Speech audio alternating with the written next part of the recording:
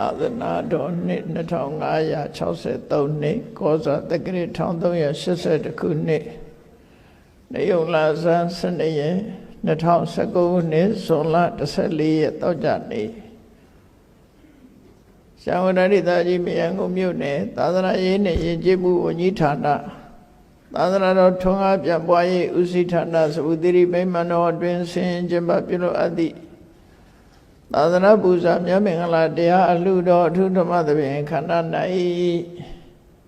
ရှမ်းကုန်မြို့ဒေါက်တာယုနွယ်ဝင်းမွေးနေ့ပွင့်ဖြူရတနာဆိုင်၏အမတဒါနဓမ္မဒါနအဖြစ်ဖြင့်ဟောကြားအပ်သောမလုတ်တဲ့နာမလုတ်ခြင်းနှင့်လုတ်တဲ့နာလုတ်ခြင်းအကြောင်းတရားဒေသနာတော်မွေးနေ့အမတ်တရားအဖြစ်ဖြင့်ဆင်ကျင်းပါတဲ့ကနေ့ဓမ္မသဘင်ခန္ဓာမှာဘဝရလာပြီဆိုရင်နှစ်မျိုးပဲရှိတယ်။ဘာလဲလို့ဆိုရင်မလုတ်တဲ့နာကိုမလုတ်ခြင်းနဲ့လုတ်တဲ့နာကိုလုတ်ခြင်းလို့လူတိုင်းအတွက်သက်ဆိုင်တယ်။မလုတ်တဲ့နာကိုသိရမယ်သိပြီးမလုတ်တဲ့နာကိုမလုတ်ဖဲနေရမယ်။လုတ်တဲ့နာဆိုတာကိုလည်းသိရမယ်လုတ်တဲ့နာကိုလုတ်ရမယ်။မလုတ်တဲ့နာကိုလုတ်ပြီးတော့လုတ်တဲ့နာကိုမလုတ်ဖဲနေရင်ကောင်းကျိုးချမ်းသာရမှာမဟုတ်ဘူး။အဲ့တော့လူဘဝရလာလို့ရှိရင်ကိုယ့်ကိုဆန်းစစ်ရမှာတော့တို့ဘဝတစ်ခုရလာပြီမလုတ်တဲ့နာကပါလဲလုတ်တဲ့နာကပါလဲအဲ့ဒီမလုတ်တဲ့နဲ့လုတ်တွေကိုတို့လုံးမိသလားလုတ်တဲ့နာတွေကိုရောမလုတ်ဖဲနေမိသလားချွေရင်သလားဒါကိုဆန်းစစ်လေ့လာဖို့တော့တယ်ကိုဘဝကိုကျမကြီးအမေရိကန်ချက်ကလုတ်တယ်လို့ကိုဘဝမှာလည်းပဲစစ်ဆေးလေ့လာတဲ့ဒါကြောင့်မြတ်စွာဘုရားကဘဟုပကာရာဘိက္ခဝေပစ္စဝေခဏကုတလေတုဓမ္မေတုဆိုတဲ့စကားလေးကိုမှတ်ထားဖို့ကောင်းကျိုးချမ်းသာကိုဖြစ်ပေါ်စေနိုင်တဲ့ကုသိုလ်ကောင်းမှုတွေမှာအလေးနဲ့ဆင်ញင်သုံးသပ်ခြင်းဟာလွန်ကိုကျေးဇူးများတယ်လို့ဆိုလိုတယ်ပေါ့အဲ့တော့ကိုယ့်ကိုယ်ဘဝရည်တစ်ခုရလာပြီဆိုရင်ဆင်ញင်သုံးသပ်ရမှာဖြစ်တယ်နေ့စဉ်နဲ့အမျှဆင်ញင်သုံးသပ်နည်းကိုမြတ်စွာဘုရားကပေးထားတယ်ကထံဗုဒ္ဓတမေရတ္တိဒီဝါဝိတေဝတန္တိတဲ့ဘယ်လိုနည်းနဲ့ငါဟာနေရညတွေကုံလွန်နေသလဲဆိုတာဘယ်လိုနည်းနဲ့နေညကိုကြော်ဖြတ်နေသလဲသိသည်ဖြစ်စေမသိသည်ဖြစ်စေအချိန်တွေကိုကိုယ်ကကြော်ဖြတ်နေတာပဲအိပ်ရင်လည်းအချိန်ကိုကြော်ဖြတ်နေတာစားရင်လည်းအချိန်ကိုကြော်ဖြတ်နေတာအလုပ်တစ်ခုလုပ်ရင်လည်းအချိန်ကိုကြော်ဖြတ်နေတာအချိန်ကိုမကြော်ဖြတ်တဲ့အခိုက်အတန့်ဆိုတာမရှိဘူးအလုံးဟာလူတိုင်းဟာကိုယ့်ရဲ့အချိန်တွေကိုကြော်ဖြတ်နေကြတာပဲဖြစ်တယ်ကြော်ဖြတ်ပြီးသားအချိန်အခါတွေဟာအခိုက်အတန့်တွေဟာပြန်ပြီးတော့ယူလို့မရနိုင်တော့ဘူးပြန်မရနိုင်တော့ဘူးလို့ဆိုလို့လူကရောက်လာလို့ရှိရင်တစ်နှစ်ပြီးတစ်နှစ်အသက်အရွယ်ဟာကြီးလာတာဖြစ်တယ်တနေ့ပြီးတနေ့နေ့ရက်တွေဟာများလာတယ်တလပြီးတလလတွေဟာများလာတယ်တနေ့ပြီးတနေ့နှစ်တွေဟာများလာတယ်ဒီတဲ့အသေးစိတ်ကြည့်လိုက်မယ်ဆိုရင်တစ်စက္ကန့်ပြီးတစ်စက္ကန့်စက္ကန့်နေအများကြီးဖြတ်ကျော်လာခဲ့တယ်အခိုက်အတန့်နေများစွာဖြတ်ကျော်အဲ့ဒီအခိုက်အတန့်တဲမှာမလုတ်တဲ့နာတွေကိုဘာလုတ်မိသလဲလုတ်တဲ့နာကိုမလုတ်ဖဲနေမိသလဲဆိုတာစီစစ်ကြမှာဖြစ်တယ်အဲ့တော့မစီစစ်မလေးလာမတွေးစပဲနဲ့အချိန်တစ်ခုကုံဆုံးသွားမယ်ဆိုရင်အကျိုးအမြတ်ရဖို့မဖြစ်နိုင်ဘူးအကျိုးအမြတ်ရဖို့ဖြစ်နိုင်ဘူးဘဝတစ်ခုဟာမွေးလာပြီးတဲ့နောက်သူများနီးတူစားလိုက်တောက်လိုက်သွားလိုက်လာလိုက်ပြောလိုက်ပါလိုက်နဲ့ဘဝတစ်ခုဟာဆုံးသက်သွားကြတယ်နောက်ဆုံးမှာဘုံမုံလဲသွားသည့်အထိနောက်ဆုံးအချိန်ရောက်လာသည့်အထိအောင် လူတွေဟာအမှတ်တမဲ့နေပြီးတော့ကြောဖြတ်နေကြတာဖြစ်တယ်ဒါကြောင့်မြတ်စွာဘုရားကအပမဒိနဘိက္ခွေတမ္ပါဒိဋ္ဌအပမာဒလို့ခေါ်တယ်မလုတ်တဲ့နာကိုတတိထားခြင်းနဲ့လုတ်တဲ့နာကိုတတိထားခြင်းဆိုတဲ့ဒီနှစ်ခုပြည့်စုံအောင်လုပ်ရမယ်ဆိုဒါအရေးကြီးဆုံးဘုရားရဲ့အဆုံးအမမှာဒါကိုအဓိကသင်တာပဲဖြစ်တယ်တခြားဘာသာတွေမှာလို့မဟုတ်ဘူးလောကမှာအကျိုးအမြတ်ဆိုတာကိုလုပ်တဲ့ပုံမှာပဲမူတည်တယ်ဘုရားရဲ့အဆုံးအမတရားတော်ဟာအပြင်ကိုအားကိုးရတာမဟုတ်ဘူးအတွင်းကိုအားကိုးရတာဖြစ်တယ်ဒါမို့အတ္တာဟိအတ္တနောနာထောဆိုတဲ့စကားဟာတကယ်ကိုပဲအားကိုးပြီးတော့လုံးတင်နာတွေလှုပ်ဖို့မလုံးတင်နာတွေကိုရှောင်ဖို့ဆိုတာကိုလုံးရမယ်အလုပ်တွေလူတိုင်းနဲ့လူတိုင်းဟာအဲ့ဒီလိုယုံကြည်သလားလို့ဆိုမယုံကြည်ဘူးတခြားဘာသာဝင်တွေရဲ့သွန်သင်ဆုံးမချက်ကြတာကြည့်အောင်ဘယ်လိုသွားတာလဲကိုဘဝခေါ်ဆိုရဘုရားသခင်ကြီးကဖန်ဆင်းတာဘုရားသခင်အလိုတော်ချနေမယ်ဆိုတဲ့ပုံစံပဲရအဲ့တော့ဘုရားသခင်တို့ဆိုတာကိုယ့်ရဲ့အတွင်းမှာမဟုတ်ဘူးအပြင်မှာပဲဖြစ်တယ်အဲ့ဒီအပြင်ကအရာကိုသွားပြီးတော့အားကိုးတာပဲဖြစ်တယ်ပေါ့ကိုယ့်အတွင်းကတော့ဖြစ်ချင်တိုင်းဖြစ်နေအပြင်ကဟာကိုသွားပြီးတော့အားကိုးနေတာစဉ်းစားကြည့်လေအပြင်မဲ့ကောင်းအောင်လုပ်ပြီးအတွင်းကောင်းအောင်မလုပ်ဘူးဆိုလို့ရှိရင်ဘယ်လိုနေမလဲစဉ်းစားအိမ်ထဲနဲ့အိမ်ပြင်တော့တန်ရှင်းပါရဲ့အိမ်ထဲမှာညစ်ပတ်နေမယ်ဆိုရင်ဘယ်လိုနေမလဲလူတိုင်းမှာလည်းပဲကိုယ်စိတ်ဓာတ်ဟာမကောင်းတဲ့အနေထားမျိုးရတယ်အပြင်မှာတော့တန်လို့ပြန်လို့ရေမိုးချိုးလို့အလှဆင်ထားတယ်အပြင်မှာအပြင်တော့လှတယ်သို့တော့ဘဝတစ်ခုမှာအပြင်မှာလှတာဟာတခဏများသာဖြစ်ပြီးအတွင်းသဘောတရားလှပါသားလေသာဝရအလှဆိုဖြစ်နိုင်တယ်ဒါဘာကြောင့်ပြောနိုင်တာတော့ဆိုလို့ရှိရင်လူဘဝရလာရင်ဘာလို့ချတော့စဉ်းစားကြည့်ပေါ့လူဘဝရလာပြီမိဘတွေကသားသမီးမွေးလာပြီဆိုရင်ဘာလုပ်လဲကိုသားသမီးကိုကြောင်းထားတယ်ဒါဘာလုပ်ဖို့လဲလို့မေးအပြင်အားကိုးဖို့မဟုတ်ဘူးအတွင်းအားကိုးဖို့လုပ်တာပဲသူတို့ရဲ့တဏ္ဍမှာအသိဉာဏ်နေဖြစ်ဖို့ဆိုပြီးကြောင်းထားတာပဿနာငွေကြည်တနာတွေအကုန်ကြများစွာခံပြီးတော့ကြောင်းထားကြတယ်နိဗ္ဗာန်ညာမှာနော်စာတင်ကြရတယ်လေးလာကြရတယ်ဒါဘာကိုအားထားတာတော့ဆိုအတွင်းကိုအားထားတာပဲမှန်အတွင်းကိုအားထားဖို့လုပ်နေကြတယ်အတွင်းအားထားတာလက်တွေ့အဖြစ်နဲ့မှန်ကန်တယ်ပေါ့ကိုယ်တိုင်ပညာရှိပြီဆိုမှထိုပညာကိုသုံးချပြီးလူတွေဘဝမှာလှမှာဖြစ်တယ်အကယ်၍ဘဝမှာလူပုံပန်းကဘယ်လောက်လှပစ္စည်းဥစ္စာဘယ်လောက်ပဲကျွယ်ဝအသိပညာခေါင်းပါတဲ့လူဆိုရင်ပြောလိုက်ရင်လည်းလူကြီးစရာဖြစ်တယ်လှုပ်လိုက်ရင်လည်းကိုယ်ယောဂဖြစ်တယ်အလုံးမှာအသုံးဝင်တဲ့လူတယောက်ဖြစ်သွားတယ်လူရဲ့ပတ်ဝန်းကျင်ထဲမှာအပြင်မှလှရုံနဲ့အသုံးဝင်မှုဒါကြောင့်အပြင်မှလှတာဟာကြောင်းထားစရာမလိုဘူးအတွင်းလှဖို့အတွက်ကြောင်းထားကြတာဖြစ်တယ်ပေါ့ထို့တူပဲကြောင်းထားပြီးတော့စာသင်ကြသလိုပဲဖရာတရားနဲ့ပတ်သက်ပြီးမြတ်စွာဘုရားဘာတွေဟောခဲ့သလဲဖရာရဲ့အဆုံးအမကိုရဖို့ဆိုပြီးတော့ဖရာကြောင့်ကနေစိတ်လွတ်လို့တရားစခန်းတွေဝင်လို့တရားထုတ်လို့ဒါဘာအတွက်လှုပ်တာတော့ဆိုအတွင်းလှဖို့လှုပ်ကြတာပဲဒါလေအဲ့ဒါလို့မဟုတ်ဘဲနဲ့တမန်အားဖြင့်အပြင်အားကိုးနဲ့နေလိုက်လို့ရှိရင်ကိုအားကိုးတဲ့အပြင်ဟာဘလောက်ထိအောင်လှနိုင်မှာတော့စဉ်းစားကြည့်လူတိုင်းဟာဘုန်းကြီးတို့ဆိုခုအသက်80တဲ့ရောက်လာပြီနော်အသက်80တဲ့ရောက်လာပြီဆိုငယ်စဉ်တုန်းကရုပ်ရည်တွေလုံးဝမရှိတော့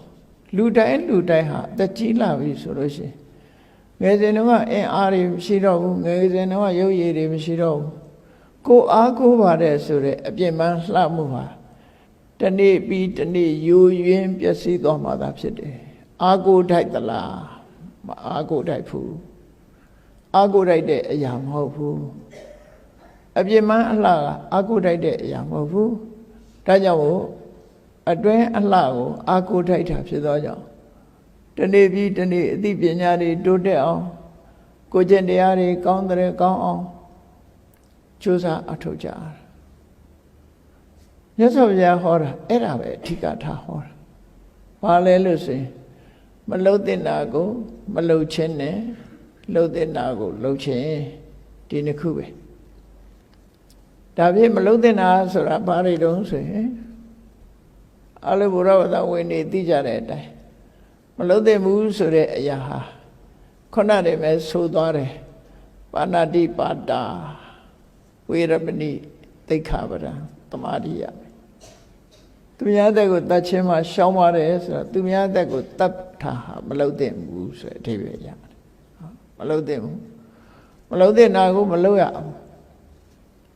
အဒိဋ္ဌဒါနာသူများဥစ္စာကိုမတရားတဲ့နည်းနဲ့ရယူတာမလှုပ်ရဘူးကာမေတုမိစ္ဆာစာကာမကိစ္စမှာမောက်မမတရားမဲ့ပြုလုပ်တာမလုပ်ရဘူးရှောင်ကျင်ရမယ်ဘုဒ္ဓဝါဒတစ်ဖက်သားအကျိုးပြပြောအောင်လီလီလှိမ့်စားပြောကြတာမျိုးမလုပ်ရဘူးသူရပေးရမူရစေဝါရှောင်ရှားရမယ်ဆိုတာဒါမလုပ်သင့်တာဒါပေမဲ့မလုပ်သင့်တာဒါပဲအကုန်လားလို့ဆိုဘယ်ဟုတ်မလဲလောကမှာမလုပ်သင့်တာတွေအများကြီးခြံသေးတယ်နော်အေးဘုရားရဲ့တရားတော်ထဲမှာဆိုရင်ဒုစရိုက်10ပါတဲ့အလုံးသိတယ်ဒုစရိုက်10ပါဆိုတာဒုစရိတဒုဆိုတာကိုကျင့်တရားကိုဖြည့်ဆည်းတတ်တဲ့စရိတအကျင့်တရားတွေလူရဲ့ဂုဏ်သိက္ခာကိုဖြည့်ဆည်းတယ်ဒုစရိုက်10ပါလို့ဆိုတာကာယဒုစရိုက်က3ခုပါဏာတိပါဒအာရိဏဒါနကာမိတုမိစ္ဆာစာရဝစီဒုစရိုက်က4ခုမုသဝါဒပိတုဏဝါစာဖရုဒဝါစာသမ္မပလပ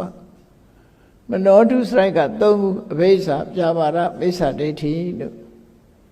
အဲ့ဒါပဲမိစ္ဆာဒိဋ္ဌိဆိုတာထူးဆိုင်မှန်းတောင်မသိအောင်အလွန်သိမ်မွေ့တယ်ပေါ့မှားရင်းနဲ့အမြင်တစ်ခုကိုယ့်ရင်ထဲမှာရောက်လာပြီဆိုရင်အလိုလျောက်မလှုပ်တဲ့နာလှုပ်တာဖြစ်နေတယ်နော်မမကန်တွေးခေါ်မှုဒါဖြင့်မိစ္ဆာဒိဋ္ဌိဆိုဘာပြောတာတော့သူကပုံဖော်ကြည့်ဖို့လိုတယ်မိစ္ဆာဒိဋ္ဌိဆိုတဲ့အဓိပ္ပာယ်ကမိစ္ဆာလွဲမှားသောဒိဋ္ဌိအမြင်မှားနေတဲ့အမြင်မှားနေတဲ့အမြင်ဆိုတာအမှန်တရားနဲ့ဝေးခွာနေတဲ့ဟာဆိုလိုတယ်ဖြစ်နေတာကတစ်မျိုးသူတွေးတာကတစ်မျိုးဆိုပါစို့ကုသိုလ်ကောင်းမှုလုပ်တာအကျိုးရှိရတဲ့နဲ့မရှိဘူးလို့တွေးတယ်တော်တော်ဘဝရှိရတဲ့နဲ့မရှိဘူးလို့မြင်တယ်လူဟာသေပြီးတဲ့နောက်ပြန်မွေးတာဖြစ်ခဲ့တဲ့နဲ့မမွေးဘူးလို့မြင်တယ်လောကမှာအမှန်တရားကိုဟောနိုင်တဲ့သူတော်စင်ပုဂ္ဂိုလ်မြတ်တွေရှိတယ်ဆိုတာတကယ်ရှိရတဲ့နဲ့မရှိဘူးလို့မြင်တယ်အဲ့တော့လွဲမှားတဲ့အမြင်တွေလို့သူဆိုလို့အမေပေါ်အဖေပေါ်ပြုစုလုပ်ကြရင်ကောင်းကျိုးချမ်းသာတွေရနိုင်ရဲ့တန်းနဲ့မရနိုင်ဘူးလို့ယူဆတယ်အမေအဖေဆိုတာလှုပ်ကြွေးเสียလည်းမလိုဘူးလှုပ်ကြွေးခြင်းကြောင့်လည်းကောင်းကျိုးချမ်းသာမရဘူးမပြုစုရနဲ့စော်ကားခြင်းကြောင့်လည်းအပြစ်မရှိဘူးလူဟာသူ့တဘာဝအလျောက်ဖြစ်ကြတာဆိုပြီးတော့မိဘရဲ့ကျေးဇူးတရားကိုပြစ်ပယ်တယ်မိဘကိုအတိမတ်မပြုဘူးဆိုတာတကယ်ကျေးဇူးရှိတာဖြစ်တဲ့နဲ့ကျေးဇူးမရှိဘူးလို့မြင်နေတာမှားတဲ့အမြင်လို့တို့ဆိုလို့အဲ့ဒါမိစ္ဆာဒိဋ္ဌိလို့ခေါ်တယ်အလုံးသူက10ချက်ရှိတယ်နတ္ထိဒိဋ္ဌံနတ္ထိယိဋ္ဌံနတ္ထိဟုတံနတ္ထိသုကတဒုက္ကတနာကာမနာဖလံဝိပောကုသိုလ်နဲ့ပတ်သက်တာတွေလှူတာဟာကုံသွားတာပဲရှိတယ်ဘာအကျိုးမှရမှာမဟုတ်ဘူးလို့ယူဆတယ်နတ္ထိဟုတံနတ္ထိယိဋ္ဌံဂုံပြုပူဇော်တာတွေဟာဘာအကျိုးမှမရှိဘူးအလှူတန်းလက်ဆောင်ပဏာပေးတာလည်းဘာအကျိုးမှမရှိဘူး ကောင်းတဲ့အလုပ်မကောင်းတဲ့အလုပ်လုပ်သမျှလည်းဘာအကျိုးမှရောက်မှာမဟုတ်ဘူးလို့ကံတရားနဲ့ပတ်သက်ပြီးလက်မခံတဲ့အမြင်ဟာမိစ္ဆာဒိဋ္ဌိလို့ခေါ်တယ်တကယ်ကရှိရတဲ့နဲ့မရှိဘူးလို့မြင်လို့မိစ္ဆာဒိဋ္ဌိလို့ခေါ်တယ်အဲ့ဒါလို့အကြောင်းအရာ10မျိုးပေါ်မှာအခြေခံထားတဲ့မိစ္ဆာဒိဋ္ဌိဆိုတာဟာထူးဆန်းတရားပဲမလို့တဲ့အရာပဲဖြစ်တယ်အဲ့တော့လောကလူတွေကဝစီကံနဲ့ဖော်ဆောင်မှကာယကံနဲ့ပြုလုပ်မှလုပ်တယ်လို့ထင်တာစိတ်နဲ့ကြံတွေးတာဟာလည်းပဲမလုပ်တဲ့တာမတွေးတဲ့တာပေါ့အဘိဇ္ဇာဆိုတာကိုယ်မှမရှိတဲ့ပစ္စည်းလူတအုပ်မှရှိတယ်ကိုယ်ကအဲ့ဒီပစ္စည်းကိုဒါလိုချင်တယ်လိုချင်တဲ့အခါမှာဒီပစ္စည်းငါရလိုက်ရင်ငါဟာဖြစ်လိုက်ရင်ကောင်းမှာပဲလို့သူများပစ္စည်းပေါ်မှာလောဘတတ်တဲ့အဘိဇ္ဇာလို့ခေါ်တယ်အဲ့လိုတွေးလိုက်တာနဲ့ပဲမလုံတဲ့နာကိုလုံပြီးသားဖြစ်သွားတယ်စိတ်ထဲကလှုပ်တာနော်မလုံတဲ့နာကိုလှုပ်လိုက်ပြီးသားဖြစ်သွားဖြာပါဒဒေါသထွက်ပြီးလူတယောက်ကိုဒီလူသေသွားရင်ကောင်းမှာပဲထောင်ကျသွားရင်ကောင်းမှာပဲပျက်စီးသွားရင်ကောင်းမှာပဲလောကကြီးကပျောက်သွားရင်ကောင်းမှာပဲလို့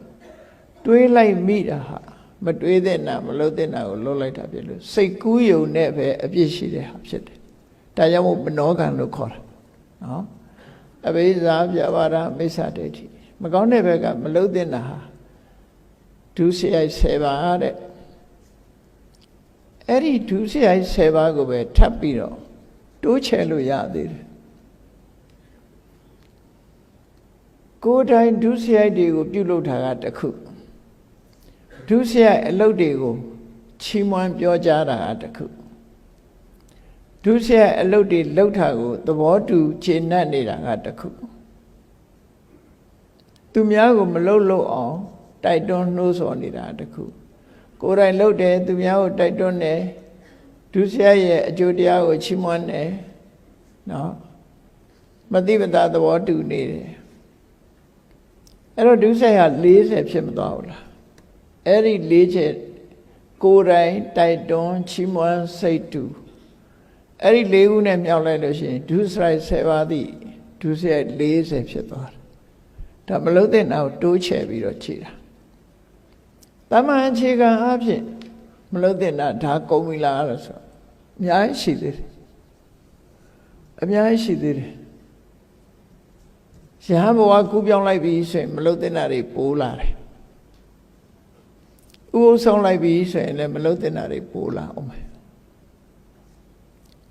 ကမ္မဋ္ဌာန်းတရားအထုတ်ပြီဆိုရင်မလို့တဲ့နာတွေပိုးလာအောင်မယ်ဝိပဿနာတရားအထုတ်ပြီဆိုရင်လည်းမလို့တဲ့နာတွေအထီးတွေပိုးလာအောင်အခြေခံအားဖြင့်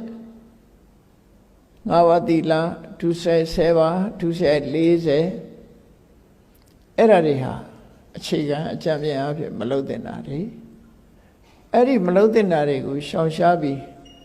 နိဗ္ဗာန်သွားခြင်းဒီလောက်လေးနဲ့ရပါလားလို့ဆိုမရသေးဘူးထိတဲ့တိုးတက်ပြီးတော့ရှောင်ခြင်းမို့လို့သေးတယ်လို့သူတို့ဆိုလို့တယ်ရှောင်ရမှာတွေကအများကြီးဖြစ်လာတယ်ဒါကသဘာဝကျတယ်ကိုလိုချင်တာကကောင်းတဲ့ကောင်းလာလို့ရှိရင်ရှောင်ကျင်မှုကလည်းတိုးတက်ပြလာရမယ်ဒါသဘာဝပဲအကောင်းတော့လိုချင်တယ်ကောင်းမကြိုးစားခြင်းဘူးဆိုရဖို့မရှိဘူးဒါရှောင်ကျင်မှုကတည်တဲ့တိုးတက်ပြီးတော့ရှောင်ကျင်ရမှာဖြစ်တယ်အဲ့တော့မလုံတဲ့နာကိုမလုံခြင်းဟာနံပါတ်1ဖြစ်ပြီးတော့လုံတဲ့နာကိုလုံခြင်းဆိုတာနံပါတ်2သူတို့နှစ်ခုဟာစိုက်ပိုင်းစိုက်ဆိုတာရှင်းပြီးတော့သွားနေရနွားနှစ်ကောင်ကထားတဲ့လှဲလိုပဲတပြိုင်နဲ့ရှောင်ရင်းနဲ့လှုပ်ဆောင်ခြင်းနှစ်ခုတွဲသွားတယ်တခြားစီလောရမှာမဟုတ်ဘူးရှောင်ယုံရှောင်ပြီးအိတ်နေရမှာဒီလိုပြောတာမဟုတ်ဘူးရှောင်ရင်းနဲ့လှုပ်ဆောင်ခြင်းနှစ်ခုအဲ့ဒါမှကောင်းကျိုးချမ်းသာဆိုတာရမှာဖြစ်တယ်အဲ့တော့လှုပ်တဲ့လှုပ်လိုက်တာကဘာလို့ဆိုအချင်းညုတ်ပြောမယ်ဆိုရင်ကုသိုလ်ကလှုပ်တဲ့တယ်မလှုပ်တဲ့နာဘာလို့ဆိုအကုသိုလ်မှန်သမျှမလှုပ်တဲ့ဘူးဒါအချင်းညုတ်ပြောတဲ့စကားအကုသိုလ်ဆိုတာဘယ်လိုဟာတော့လို့မေးတချို့ကကြံ့ကြံ့ဖမှန် ကိုယ့်ကိုမေးရရှိကြတယ်ငရဲကြီးလားငရဲကြီးသလားဥပမာမဲ့အမေကိုပြန်ပြောပြီးဒေါသဖြစ်ရင်ငရဲကြီးသလားအဲ့လိုမေးတာမျိုးတွေများတယ်ဒေါသဖြစ်တယ်ဆိုကြတဲ့ချိပြီပေါ့ဒေါသဟာအကုသိုလ်ပဲလေမလုံးသင့်တာလောက်တာလေကိုယ့်ရင်ထဲမှာလောဘဖြစ်ရင်လည်းအပြစ်ရှိတာပဲငရဲကြီးတယ်ဆိုတော့ငရဲတစ်ခုတည်းကိုဆွဲပြီးတော့ပြောတာဒါပေမဲ့အကုသိုလ်မှန်သမျှဟာငရဲကိုကြားစေနိုင်တာတော့ဟုတ်တယ်တကယ်သင်္ချာပေါက်ကြတာလားလို့ဆိုအဲ့လိုတော့ပြောလို့မရဘူးတခြားအကြောင်းတွေကိုထည့်သွင်းစဉ်းစားရသေးတယ်တခြားအကြောင်းတွေထည့်သွင်းမစဉ်းစားရင်အမှန်ကန်အဖြစ်ထုတ်လို့မရဘူးဒါဟောဥပမာမဲ့ဆိုတော့လူတယောက်ဟာ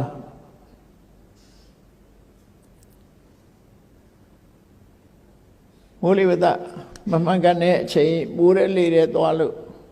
နှာစီးတယ်ချောင်းဆိုးတယ်ဖျားတယ်ဆိုတော့အကုသိုလ်ကံကြောင့်ဖျားတယ်လို့သွားပြောရင်ဒါအကုသိုလ်ကံကြောင့်ဖျားတယ်လို့ပြောလို့ရှိရင်မှတ်ကမှုမရှိဘူးတခြားအကြောင်းတွေကဘာတွေတော့ဆိုမစင်မကျင်မိုးတဲ့လေထဲမှာသွားလို့ခန္ဓာကိုယ်အပူအေးမမျှလို့ဖြစ်တာအဲ့ဒီအကြောင်းကိုထည့်မစင်စားပဲနဲ့အကုသိုလ်ကြောင့်သာဖြစ်တယ်လို့အတိတ်ကံကြောင့်ဖြစ်တယ်လို့သွားတွေးလိုက်ရင်ဒါအမှားဖြစ်သွားဗျာအကြောင်းဆိုတာတစ်ခုတည်းမဟုတ်ဘူးပရိစ္ဆေသမုပ္ပါဒ်မှာလည်းအကြောင်းတွေအများကြီးဟောတယ်ပဋ္ဌာန်း24ပစ္စည်းမှာလည်းအကြောင်းတရား24မျိုးဟောထားတယ်အကြောင်းဆိုတာတစ်ခုတည်းမဟုတ်ထမင်းချက်တာပဲကြည့်ပေါ့ထမင်းချက်တာကိုယ့်ကိုနေ့စဉ်ချက်တာအကြောင်းပဲတစ်ခုရှိတယ်စဉ်းစားကြည့်ကိုယ့်ကိုစဉ်းစားကြည့်မီးရှိရတယ်ထမင်းအိုးရှိရမယ်ရေရှိရမယ်ဆန်ရှိရမယ်နော်အဲ့ဒါတွေမရှိဘဲနဲ့ထမင်းအိုးချက်လို့ထမင်းချက်လို့မရဘူးလေအိုးမပါဘဲနဲ့ချက်မယ်ဆိုရင်ဖြစ်ဘူးမီးမပါဘဲနဲ့ချက်ရင်လည်းမဖြစ်ဘူးရေမပါဘဲနဲ့ချက်ရင်လည်းမဖြစ်ဘူးအလုံးဟာအကြောင်းတရားတွေအကုန်လုံးပေါင်းစပ်လိုက်မှအကျိုးတရားဆိုတာဖြစ်တယ်အဲ့ဒီသဘောတွေကိုဆင်ញင်စဉ်းစားဖို့လိုအပ်တယ်ပေါ့လောကကြီးမှာအကြောင်းဆိုတာတစ်ခုတည်းမဟုတ်ဘူးအကြောင်းပေါင်းများများစွာရှိတယ်မယ်သို့သောအကြောင်းဟာ producing cause လားထုတ်လုပ်တဲ့အကြောင်းလား supporting cause ဆိုတဲ့ထောက်ပံ့တဲ့အကြောင်းလားဒီလိုတော့ခွဲခြားသိရ producing cause ဖြစ်စေတတ်တဲ့အကြောင်းတရား supporting cause ဆိုတာအထောက်အကူပြုတဲ့အကြောင်းတရားရှင်းရှင်းလေးဥပမာပေးကြည့်ရတရက်စိတ်လေးကတရက်ပင်ပေါအောင်လုပ်တယ်ဆိုတာတရက်စိတ်ဒီ producing cause စနကဟေတုလို့ခေါ်တယ်ထုတ်လုပ်တဲ့အကြောင်းတရားပဲဒါပြင်တရက်စိတ်လေးတိုင်းကတရက်ပင်ပေါက်လာလို့ဆိုဘယ်ဟုတ်လဲသူ့ရဲ့ supporting cause ကမြေနဲ့ရေ white charမြေရေရဲ့အကူအညီမပါဘဲနဲ့တရက်စိတ်ကတရက်ပင်ပေါက်ဘူးအဲ့တော့မြေရေလေအပူငွေ့ဆိုတာတွေက supporting cause ဥပထမကအကြောင်းလို့ခေါ်တယ်ဒါပေမဲ့မြေရေလေအပူရှိတယ်တရက်စိတ်မပါဘဲနဲ့မြေကြီးလေးတွေပုံထားရင်တရက်ပင်ပေါက်မလားမပေါက်ဘူး producing cause ကလည်းရှိရ producing cause ရဲ့ supporting cause ရဲ့ဒီနှစ်ခုပေါင်းစပ်လိုက်တဲ့အခါကျတော့မှ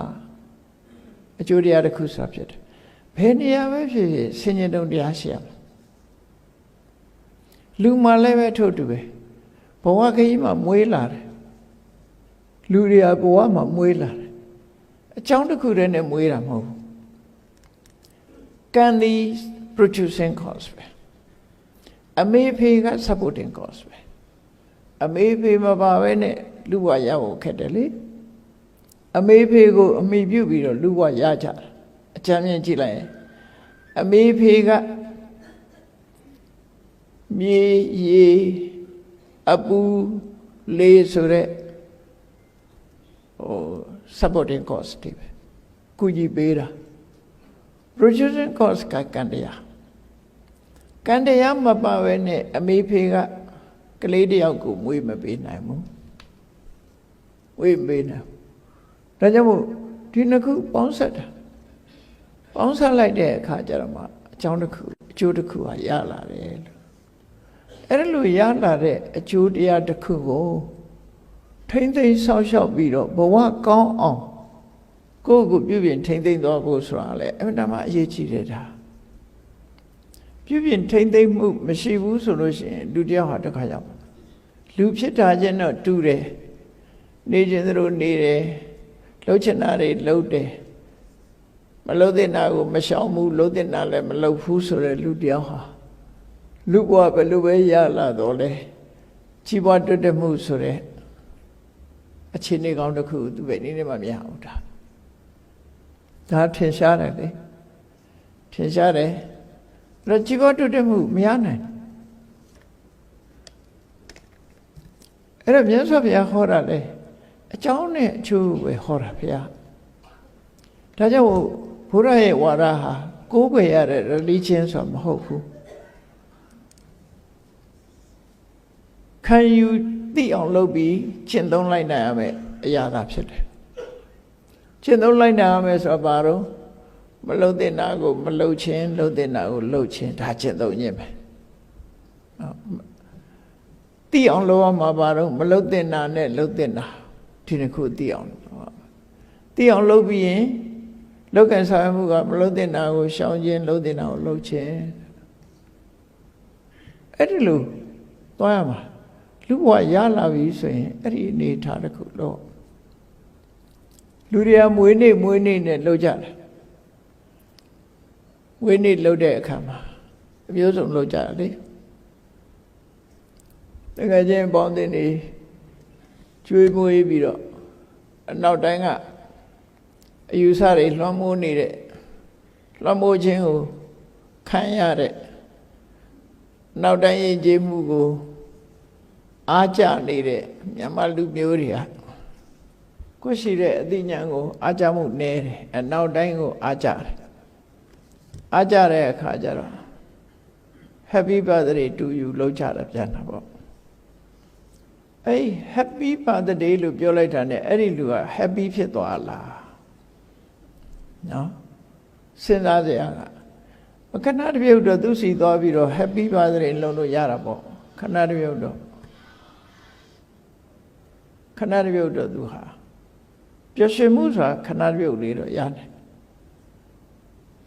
ပျော်ရွှင်ချမ်းမြေ့တဲ့မွေးနေ့ဖြစ်ပါစေအပေါင်းအသင်းရောင်းရင်းနေဖိတ်လို့ကျွေးလို့ပြောလို့ပါလို့သွားကြတယ်အဲ့ဒီမွေးနေ့တွေမှာတန်ဖိုးရှိတဲ့အလုပ်ပါလဲဆိုစဉ်းစားဖို့လိုတယ်ကိုကျင့်သီလပါလားဒါနကောင်းမှုတော့ပါကောင်းပါနိုင်ပါတယ်မုံကိုလှိမ့်လိပြီးတော့ကျွေးရင်တော့ဒါ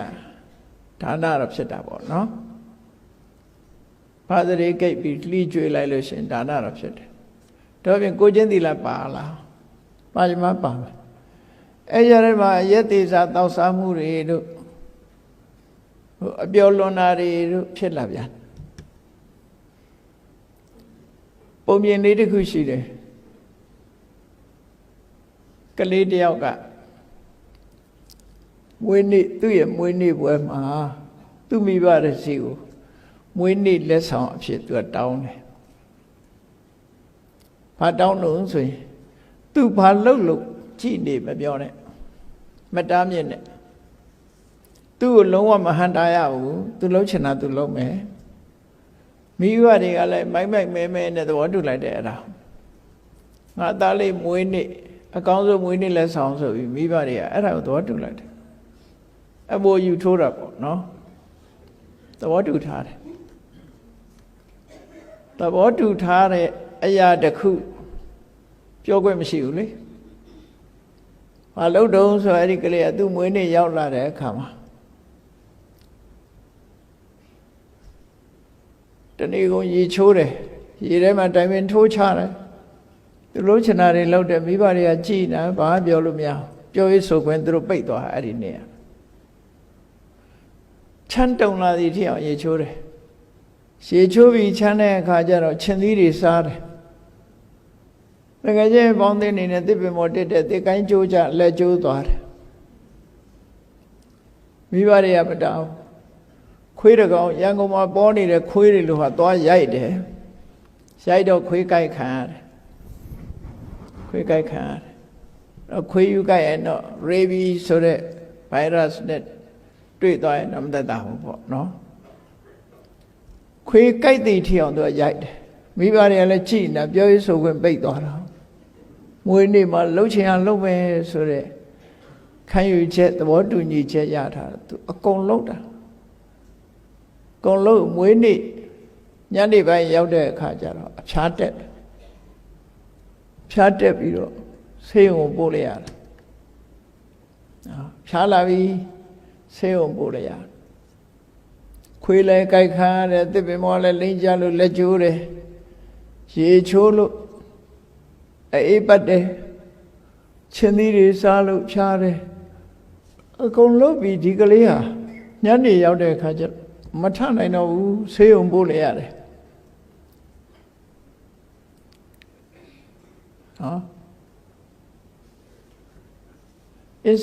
NCU ထဲရောက်သွားပြီပေါ့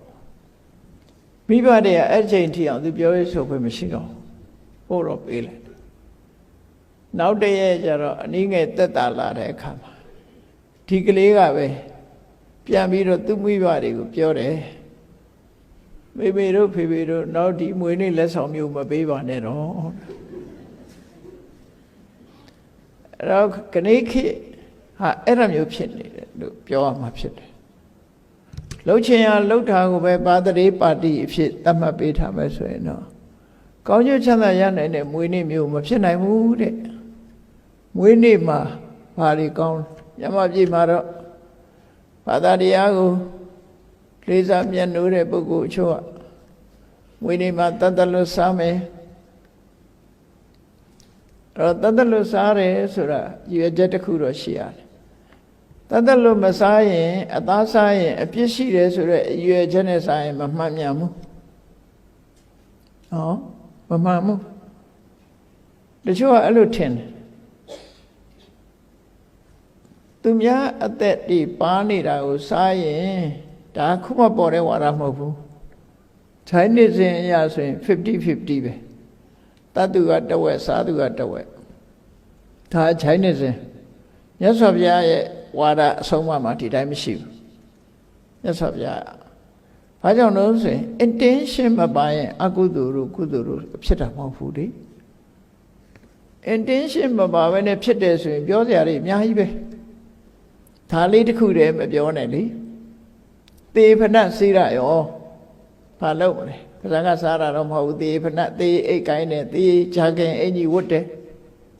မိချောင်းရေကိုင်းတယ်မိချောင်းရေအိတ်ကိုပြက်ပြက်နိုးနိုးကိုင်းတယ်ဘာထုတ်လဲကိုကိုင်းတဲ့အိတ်ဟာသူများသက်တတ်ထားတဲ့ဟာပဲလေအဲ့ဒါရောအပြစ်ရှိမလားဟာလောကမှာစဉ်းစားစရာတွေအများကြီးရှိတယ်သို့သောလူတွေကယုံတန်တရားနဲ့ဝိုးတွားဘာကိုအခြေခံပြီးစဉ်းစားရမှမသိဘူးမြတ်စွာဘုရားရဲ့အဆုံးအမတရားတော်မှာ intention စေရနာဟံဘိခွေကမ္မဝရမိ intention ဆိုတာအရေးကြီးတယ်မင်းတတ်တာလားမင်းစားဖို့တတ်တာလားသို့မဟုတ်ဟင်းနေနဲ့ပဲမင်းစားလိုက်တာလားစားတဲ့အချိန်မှာရောဒီကောင်းဒီမြန်မြန်တတ်ပါတတ်ရင်ကောင်းမှာပဲလို့စိတ်ထဲမှာရှိသလားကိုယ့်ကိုဆန်းစစ်လေအယူကိုမဲသားကျွေးလိုက်တော့နွားမြင်တိုင်းလက်ညှိုးထိုးနေရင်တော့အဲ့ဒါအပြစ်ရှိတယ်အဲ့ဒါညမစကားပုံရှိတယ်မဟုတ်လားအယူကိုအမဲသားကျွေးပြီးတာနွားမြင်တိုင်းလက်ညှိုးထိုးနေတယ်စားခြင်းစိတ်တွေပေါင်းအဲ့လိုမျိုးဆိုရင်တော့အပြစ်ရှိအဲ့လိုမဟုတ်ဘဲနဲ့ဟင်းအနေနဲ့စားလို့ရှိရင်ပြစ်ရှိတယ်လို့ပြောလို့မရဘူးဒါဘာကြောင့်လို့ဆိုရင်သူကဖြူစင်နေတယ်ဥပမာဘာနဲ့တူတုံးဆိုလို့ရှိရင်ကြည့်နေလက်မှာဒဏ်ရာမရှိဘူးဒဏ်ရာမရှိတဲ့လက်နဲ့အစိတ်ကိုကိုင်းတယ်အစိတ်သိမလားမသိဘူးလက်မှာဒဏ်ရာရှိနေတဲ့အစိတ်ကိုင်းရင်အဲ့ဒီဒဏ်ရာကနေပြီးတော့အစိတ်ဝင်တယ်ဒါမြတ်စွာဘုရားပေးတဲ့ဥပမာနော်ပါဏိမိစေဝနောနတဟရိယပါဏိနံဝိတံနဗ္ဗနံဝိတမနေတိနတ္ထိပပအကုပ္ပတောတဲ့မြတ်စွာဘုရားဟောတာ လက်မှာအနာမရှိဘူးတဲ့အနာမရှိတဲ့လက်နဲ့အစိတ်ကိုကိုင်လို့ရှိရင်အစိတ်ကကိုယ်မသိရောက်ဘူးတဲ့အဲ့ဒါလိုပဲအကုသိုလ်လုံးလို့တဲ့ intention မပါရင်အကုသိုလ်မဖြစ်ဘူးလို့ပြောတယ်အဲ့ဒါဆိုတော့လူတွေကမကျင့်တတ်ဘူးတချို့ကမကျင့်တတ်ဘူးစောရကတက်ပြန်တယ်စားတဲ့လူတွေရှိလို့တတ်နေတာမဟုတ်လားတဲ့တဆင်းတက်လာအဲ့ဒါမေးကြည့်မင်းစားဖို့ तू တတ်ပေးတာဟုတ်လားဘယ်သူမှ तू ကသူများစားဖို့တတ်ပေးတာမဟုတ်ပတ်စံလို့ခြင်းလို့တတ်တာနော်ပတ်စံကိုမျှော်လင့်ပြီးတော့တတ်တာ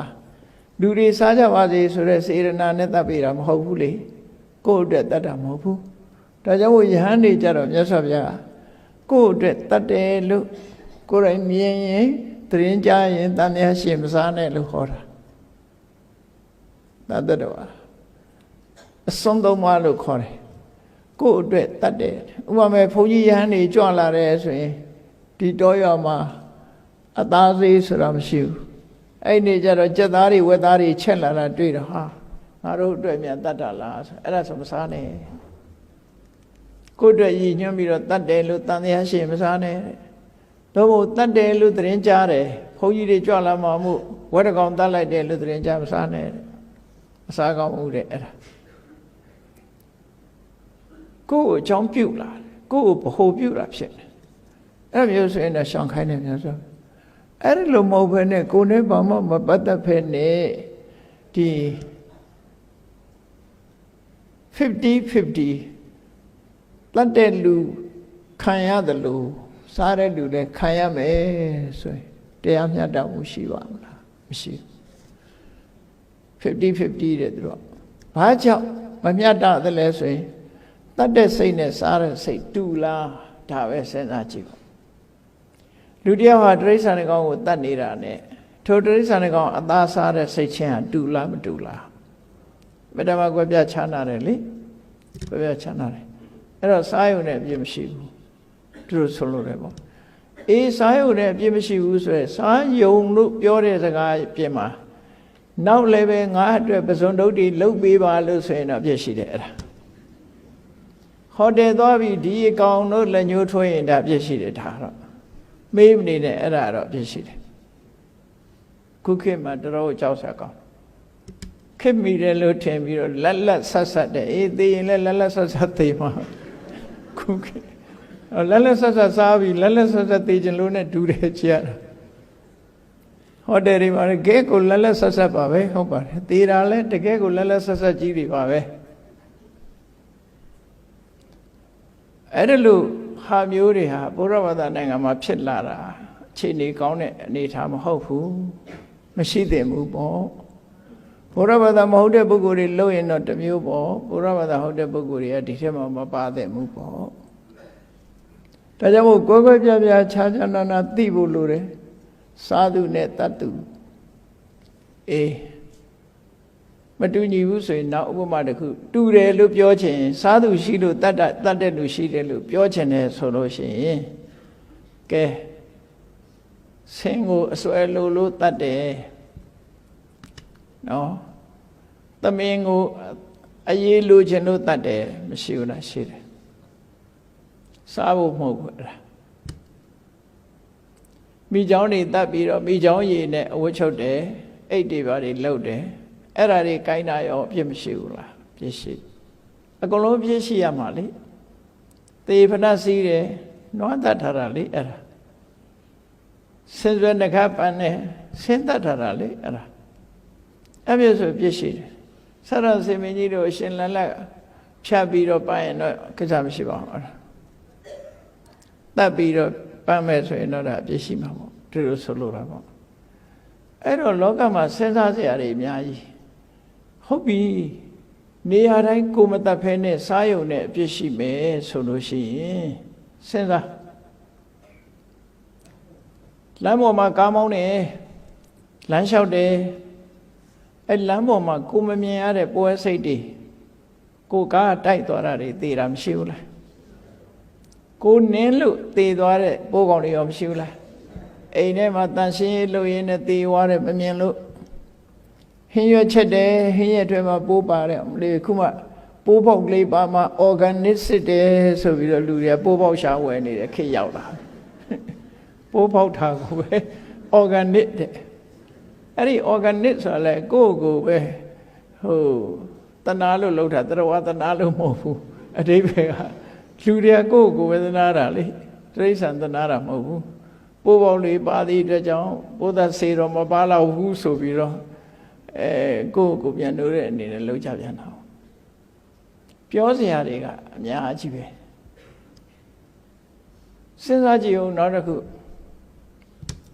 လက်နဲ့တစ်ခုဖန်တီးတယ်ကုမ္ပဏီတစ်ခုကစက်ရုံကလက်နဲ့ထုတ်လိုက်တယ်ပစ္စတိုတနတ်ထုတ်တယ်ပေါ့ဟုတ်ပြီဓာတ်လုပ်တယ်အဲ့ဒီပစ္စတိုတနတ်နဲ့လူသတ်မှုကိုတယောက်ကကျူးလွန်တယ်ဘယ်သူကလောကမှာအရေးယူခံရတယ်ဘယ်သူကဥပဒေတဲ့မှာတတ်တဲ့လူပဲ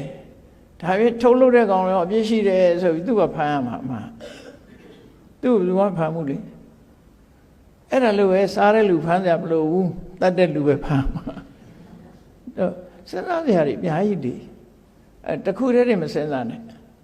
တော်တော်များများတတ်လွတ်တန်တဲ့ပုံကိုယ်တွေကမလို့တတ်လွတ်စားရင်နိဗ္ဗာန်ရောက်မယ်ဒါမစားနိုင်လို့ပြောတာမဟုတ်ဘူးကောင်းတဲ့ရည်ရွယ်ချက်နဲ့စားနိုင်တယ်ဘာလို့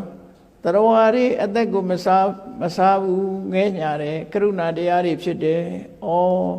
နေ့စဉ်တတ်ပြီးစားခံရတယ်ငါတော့မစားဘူးသူတို့မေတ္တာပွားမယ်ဆိုတဲ့ရည်ရွယ်ချက်နဲ့ဆိုစားကောင်းတယ်ဟာတတ်လို့စားလို့ငရဲကြီးတယ်လို့ဆိုတဲ့ရည်ရွယ်ချက်ကမိစ္ဆာဒိဋ္ဌိအဲ့ဒါ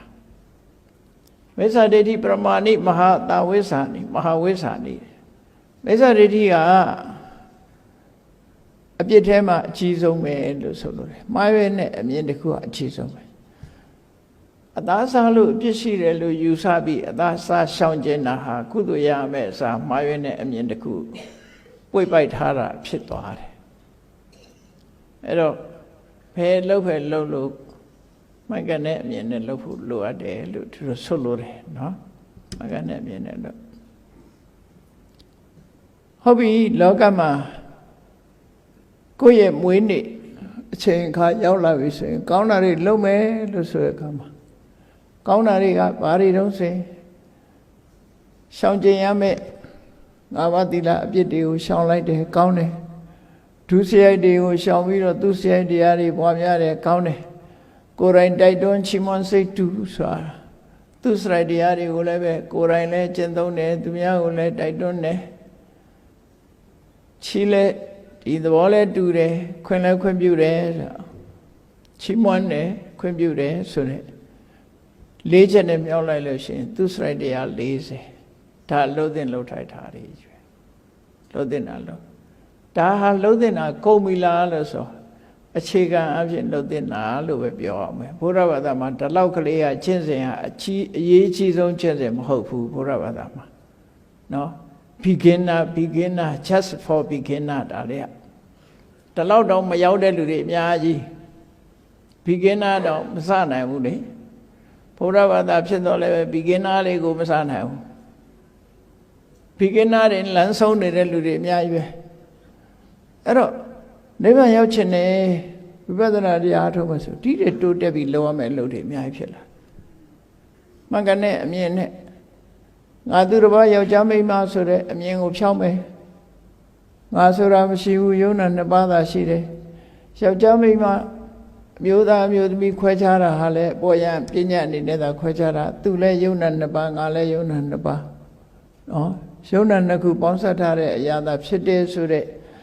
အမြင်မျိုးထီအောင်မြင်ပြီးယုံနာဓမ္မသင်္ခါရဟုသမျှပဲရမှမမြဲဘူးအလုံးဟာမမြဲတာတွေရဲ့ဒုက္ခပေးတာဖြစ်သောကြောင့်ဆင်းရဲဒုက္ခဖြစ်တယ်အလုံးဟာကိုယ်မပိုင်တဲ့အရာတွေသာဖြစ်တယ်ကိုယ့်ရဲ့အလိုအတိုင်းဘာတစ်ခုမှမဖြစ်ဘူးဆိုရယ်အနိစ္စဒုက္ခအနတ္တဆိုရယ်ရှုထောင့်ကနေပြီးယုံနာဓမ္မသင်္ခါရတွေကိုရှုကြည့်နိုင်ပြီဆိုရင်ဒါဝိပဿနာဝိပဿနာဆိုတာလက္ခဏာရေးရှုထောင့်ကနေကြည့်တာမမြဲတဲ့ရှုထောင့်ကကြည့်မယ်မမြဲလို့မကျေနပ်စရာကောင်းတဲ့ဒုက္ခရှုထောင့်ကကြည့်မယ်ကိုယ်ကိုယ်တိုင်ဘာမှလုပ်လို့မရဘူးဆိုတဲ့အနတ္တရှုထောင့်ကကြည့်မယ်အဲ့ဒါလို့ကြည့်ပြီဆိုမှဝိပဿနာ အဲ့လိုကြည့်နိုင်ပြီဆိုတဲ့အခါကျတော့မှရှင်တွင်ကတွေ့တာမှုဖယ်ရှားနိုင်တာအဲ့လိုမဟုတ်ဘဲနဲ့ယုံနံလို့မမြင်ပဲနဲ့နော်အမျိုးသားအမျိုးသမီးလို့မြင်လိုက်ကြတဲ့ဒေါဘဖြစ်ရှာရှိတယ်ဖြစ်မယ်ဒေါသဖြစ်ရှာရှိဖြစ်လာအမျိုးသားအမျိုးသမီးလို့မမြင်မဲနဲ့ယုံနဲ့နာနှစ်မျိုးတည်းဆိုရင်ဘယ်သူသွားစိတ်ဆိုးမှာဘယ်သူကစိတ်ဆိုးစရာမရှိတော့ဘယ်သူသွားပြီးတော့ attachment တွေ့တာအောင်မလဲတွေ့တာစရာလည်းမရှိတော့အားလုံးဟာအဘူးဘူးအနုနုအတူတူဖြစ်သွားတယ်အဲ့ဒါလို့ဖြစ်သွားအောင်တရဝဆိုတဲ့အမှတ်ဉာဏ်ပျောက်သွားအောင်ရှုနိုင်တာနမရူပပရိစ္ဆေဒဉာဏ်လို့ခေါ်တယ်ဆရာအကြောင်းတွေကြောင့်ဖြစ်ပေါ်လာတဲ့အကြောင်းတရားကိုသိတာပိစ္ဆယပရိက္ခဉာဏ်လို့ခေါ်တယ်အဲ့ဒီနာနဲ့ရုပ်ကွဲပြီးတော့တရဝဆိုတာမရှိဘူးဆိုတာကိုမြင်ပြီးဆရာအကြောင်းတရားတွေကြောင့်ဖြစ်နေတဲ့အကျိုးတတ်ဖဲလို့ဆိုတာကိုမြင်ပြီးတဲ့အခါမှာမမြဲဘူးဆိုတဲ့ရှုတော့မမြဲလို့ကျင့်တတ်ဆရာမကောင်းဘူးဆိုတဲ့ဒုက္ခရှုတော့ကိုယ်အလိုတိုင်းဘာမှမဖြစ်ဘူးဆိုတဲ့အနတ္တရှုတော့ကနေပြီးတော့ယုံနာဓမ္မသင်္ခါရတွေပေါ်မှာရှုမြင်သုံးသပ်နိုင်လာပြီဆိုရင်ဝိပဿနာဉာဏ်ဖြစ်တယ်အဲ့ဒီဝိပဿနာဉာဏ်ကဘာကိုလုတ်ပေးတာတုံးလို့ဆိုရင် attachment လို့ခေါ်တဲ့တွေ့တာမှုလောဘကိုလျှော့ချတာတွေ့တာမှုရောကြသွားတာနဲ့တပြိုင်နက်မုံတီမှုကလည်းရော့သွားတာပဲသူတို့နှစ်ခုကခွင်းဆက်တွေ့တာမှုရှိရင်မုံတီမှုလာတာပဲတယောက်ကိုတွေ့ရင်တယောက်ကိုမုံမှာပဲလေဒါကိုတွေ့တာနေတဲ့အရာဆုံးရှုံးသွားရင်လည်းမုံတာပဲလေအဲ့တော့တွေ့တာမှုနဲ့မုံတီမှုသည်တွေ့တာမှုရှိသမျှနော်ဘယ်လောက်ပဲတွေ့တာမှုတွေများနေ as long as there is attachment there is worry there is hatred လာတာပဲဒါဘာမှမထူးဘူးနော်တွေ့တာမှုရှိနေသမျှဒေါသဆိုဖြစ်လာမယ် worry ဆိုတဲ့နှလုံးမသားရမှုစိတ်ပူပန်မှုတွေဖြစ်လာမှာအဲ့တော့တွေ့တာမှုကိုဖယ်ရှားတယ်တွေ့တာမှုကိုဖယ်ရှားနိုင်တဲ့စွမ်းရည်တတ္တိရှိတဲ့မဂ္ဂင်၈ပါးစွမ်းအားရဲ့ပေါင်းစပ်ထားတဲ့စွမ်းအားမက်ဆိုတာမဂ္ဂင်၈ပါးပေါင်းစပ်ထားတဲ့အရာသာဖြစ်တယ်အဲ့ဒီမဲ့အမှန်မြင်ခြင်းအမှန်တွေးခြင်းကိုကျင့်သီလအပြင်သမ္မာဝါစာသမ္မာကမ္မနာသမ္မာအာဇီဝကြိုးစားအားထုတ်မှုနဲ့သမ္မာဝါယာမတတိထားမှုနဲ့သမ္မာတတိစူးစိုက်တည်ငြိမ်မှုနဲ့သမ္မာသမာဓိဆိုတဲ့ဒီတရားတွေရဲ့စွမ်းအားတွေပေါင်းစပ်ပြီးဖွဲ့စည်းလိုက်တာကိုမက်လို့ခေါ်တာနော်ရှေ့ကဘောဂုတ်ဆရာတော်ကြီးကရှေ့ကဖြစ်ပြနောက်ကမက်ဆိုတာဖြစ်ပြသိတာဝိပဿနာပေါ်လာတာကခုနပြောတဲ့အရိယာမက်အဲ့ဒါကိုရည်ညွှန်းပြောတာနော်ဖြစ်ပြကိုသိလာလို့ရှိရင်နောက်က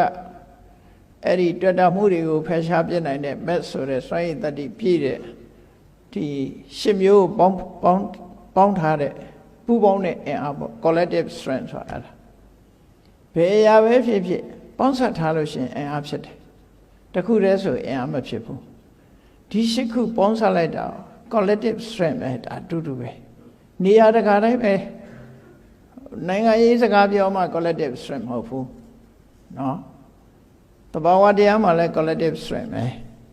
ပူပေါင်းတဲ့အင်အားလေးပူပေါင်းထားတာကိုယ်ဘဝတင်ကိုချိကိုယ်ဘာမျက်စိလည်းပါတယ်နားလည်းပါတယ်နှာခေါင်းလည်းပါတယ်ရှားလည်းပါတယ်ကိုယ်ကာယလည်းပါတယ်ဒါပူပေါင်းထားတာပဲဒါတွေပေါင်းစပ်ထားလိုက်သည့်အတွက်ကြောင့်မြင်စရာရှိမြင်လို့ရတယ်ကြားစရာရှိကြားလို့ရတယ်အနံလည်းရတယ်နော်စားလို့ရတယ်အသက်ရှင်နိုင်တယ်လေရှုနိုင်တယ်ဘဝမှာရှင်းသနိုင်တယ်ဆို collective strength ပဲဒါလည်းနော်အဲ့ဒီဟာဘယ်ရမဆိုဒီဟာတည်းပဲပူပေါင်းလိုက်ရင်အားရှိသွားမှာမဂ္ဂင်၈ပါးကိုပူပေါင်းလိုက်တဲ့အခါကျတော့အရိယာမက်ဆိုတာဖြစ်လာတယ်အဲ့ဒီအရိယာမက်ဒီဘာကိုဖယ်ရှားတော့ဆိုတွေ့တာမှုကိုဖယ်ရှားတယ်တွေ့တာမှုကိုဖယ်ရှားလိုက်တာနဲ့တပြိုင်နက်မုံတီမှုတွေနော်ဒီ worry ဆိုတဲ့နှလုံးမသားရမှုတွေကိုဖယ်ရှားပြီးသားဖြစ်သွားတယ်တစ်ခုနဲ့တစ်ခုချိတ်ဆက်အဲ့ဒီအတိတ်ပဲမျိုးဒါမြတ်စွာဘုရားရဲ့ဟောကြားဆုံးမတဲ့ကျင့်စဉ်တစ်ခုပဲဒါကြောင့်မြတ်စွာဘုရားဟောတဲ့တရားတော်တွေဟာအင်တန်မှ reasonable logical ဖြစ်တယ်တကယ်ကိုသူ့အကြောင်းနဲ့သူ့အကျိုးတရားနဲ့သူတကယ်လို့ရင်တကယ်ဖြစ်တဲ့အရာတွေဖြစ်လို့ ဒါတွေကိုသိရှိနားလည်ပြီးတော့မလှုပ်တဲ့နာကိုမလှုပ်ခြင်းအကျဉ်းချုပ်လိုက်တဲ့အခါလှုပ်တဲ့နာကိုလှုပ်ဆောင်ခြင်းလို့ဆိုတဲ့ဒီနှစ်ခုဟာအရေးကြီးဆုံးပါပဲလှုပ်တဲ့နာပဲထီအောင်လှုပ်တဲ့နှုံးဆိုရင်နိဗ္ဗာန်ရသည်ထီအောင်လှုပ်တဲ့နေဝိပဿနာလှုပ်ထီအောင်လှုပ်တဲ့နေမလှုပ်တဲ့နာကတော့အကုသိုလ်တရားတွေမှန်တယ်မလှုပ်တဲ့ဘူးအဲ့ဒီနှစ်ခုလုံးဝဖယ်ရှားမလှုပ်တဲ့နာတွေကိုလုံးဝရှောင်ရှားလို့လှုပ်တဲ့နာတွေကိုကြိုးစားအထောက်ကြမယ်ဆိုရင်ကိုရလာတဲ့ဘဝရဲ့တတ်မိုးဟာအလုံးကိုကြီးမြတ်လာတဲ့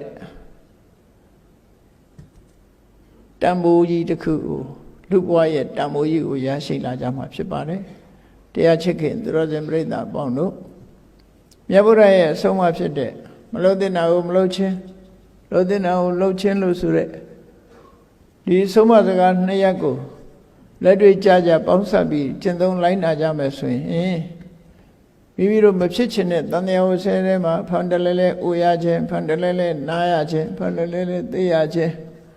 တန်တရားဝဒုက္ခတွေကလွန်မြောက်ပြီးအိုခြင်းနာခြင်းသိခြင်းဆိုတာတွေကလွတ်ကင်းသွားတဲ့အဆင့်ကိုတို့တွေရောက်ရှိအောင်ကြိုးစားအထောက်ကြမှာဖြစ်တယ်လို့ကိုယ်စီနှလုံးသွင်းပြီးကြိုးစားအထောက်နိုင်ကြပါစေကုန်သတည်း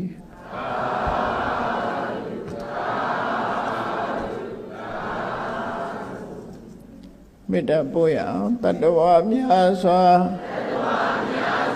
ဖေးရန်กว่า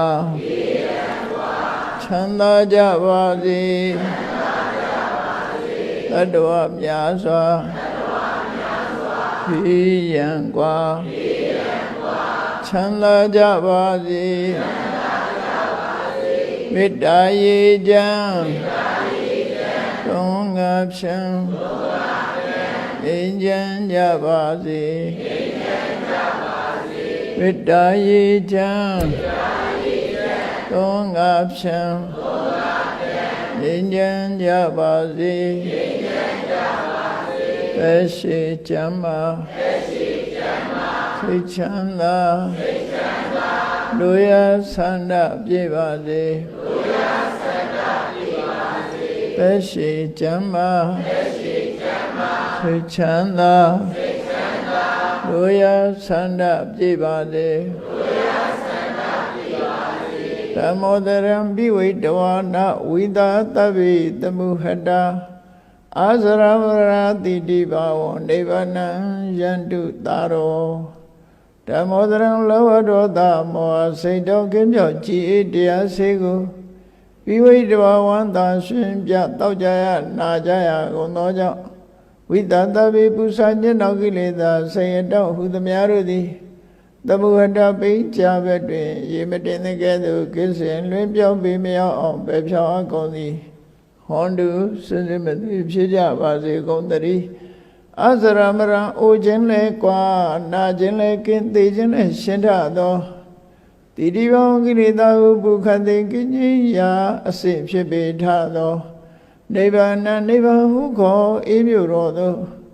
သာရဝတရားချစ်ခင်စိတ်ကောင်းဝိညာသူတော်စင်များတို့သည်ယန္တုပါရမီအစဉ်စဉ်မြင့်တဲ့မြင့်၍မလင်းပုံသေးဆက်ရောက်တော်မူကြပါစေကုန်သတည်း